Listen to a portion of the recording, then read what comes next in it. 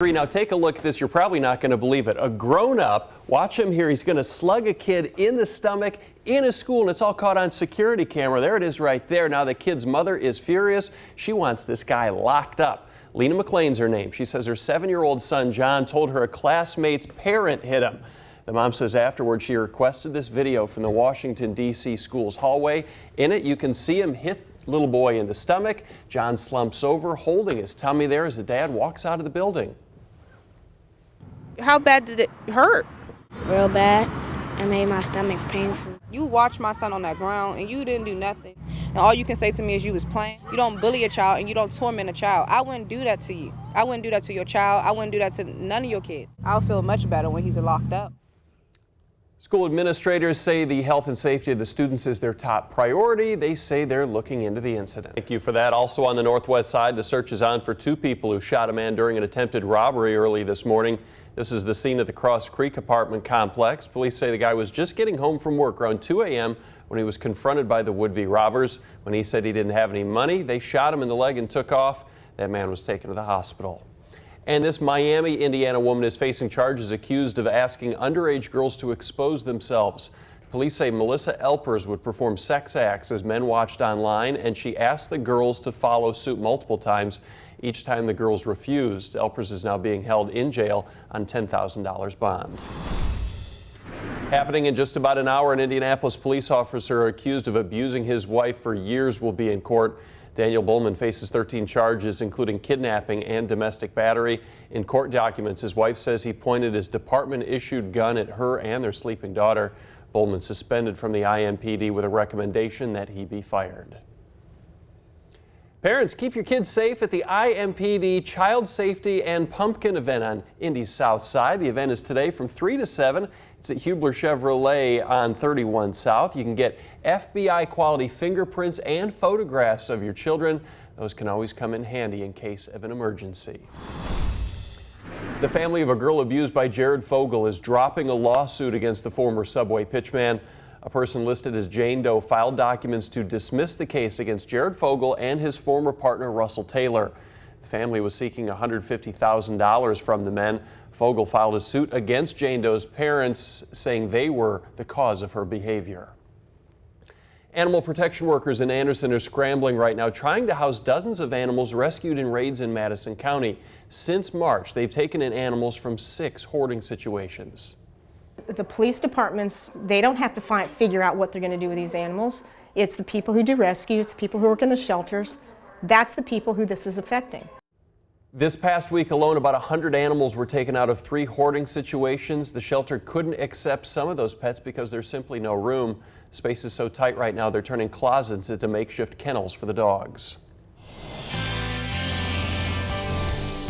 In the Blue Zone, get used to hearing must-win game. Colts fans will probably be saying it for a while now, but here's a new phrase: mismatch against the Titans. We haven't said that very often because it's the Colts who are at the disadvantage, according to our insider Mike Chappell. He says the mismatch phrase is appropriate because Tennessee is one of the best running teams in the league, while the Horseshoe ranks 25th against the run defensively. And when it's going the other way, Andrew Luck has been sacked a league-high 23 times, while the Titans have 18 sacks this season. CBS 4 is the official home of the Colts and the only place you can watch Sunday's game unless you're in Music City. We start with Colts Up Close at 8 a.m. Sunday, followed by First Down with Coach Venturi. The Blue Zone's at 11:30 with live reports from Indy Sports Central. Then kickoff is at 1.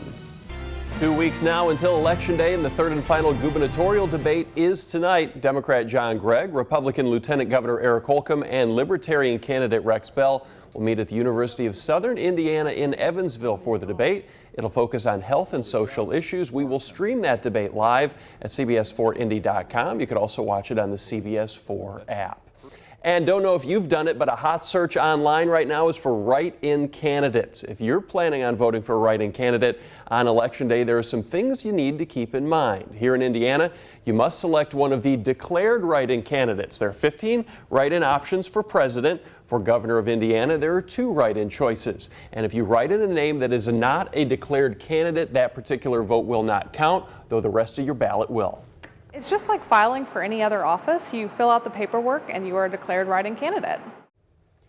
The declared write-in candidates were approved by the Secretary of State's office back in July. If you spell somebody's name wrong while writing it in, it's up to the county election office to determine what name you were trying to write in and whether that vote will count or not.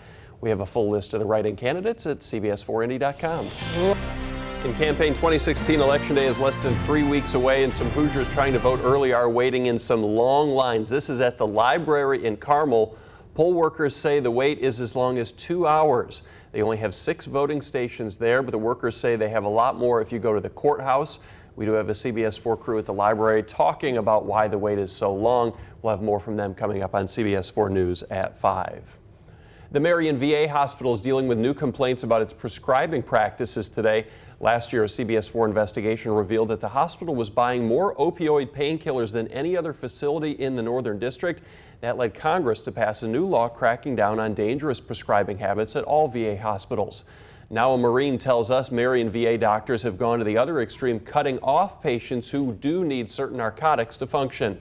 That veteran was discharged because of back problems after serving in Iraq and says his painkiller prescription was cut off and his chart is now flagged as somebody who's seeking drugs.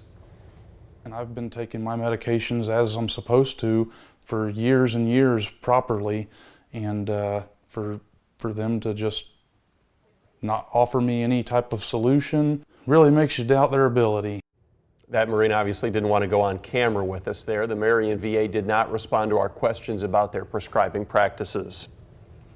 Happening right now, you can turn in your unwanted prescription drugs to Indiana State Police. They're holding a drug take-back event inside the Indiana Government Center. It's at the North Public entrance off Robert Orr Plaza in downtown Indy.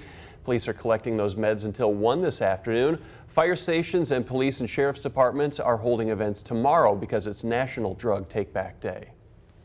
Well, you got to hear this one. A couple of high school kids in Tennessee under arrest because police say they tried to use fake money at school. This is in Nashville. The kids are 16 and 17 years old. Police say they tried to use a fake 20. It's not clear if they made the fake themselves or got it from somewhere else. The Secret Service is now investigating, and the kids could face federal charges.